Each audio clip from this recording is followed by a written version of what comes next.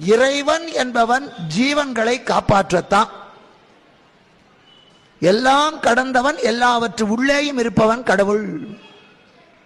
நாமெல்லாம் ஜீவாத்மா, அவன் பரமாத்மா. நம்மை காக்கத்தான் இறைவன்.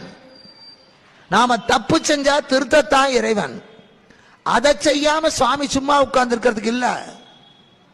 திருத்தேர் என்று வெளியே வந்தா நாத்திகன், முடவன், உள்ள வர முடியாதவன், உனக்கு நான் காட்சி தரேன்டான் தான் உற்சவரா வெளியே வர்றான்.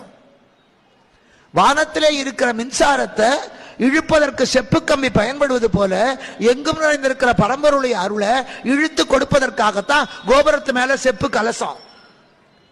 கோடீஸ்வரனா இருக்கிற திருப்பதி ஏழுமலையான் கோயில்ல கூட தங்க கலசம் இல்ல. ஏன்னா தங்கத்தால இழுக்க முடியாது, தங்கத்தால மணி கிடையாது. ஏன் தங்க மணி அடிச்சா சத்தம் வராது.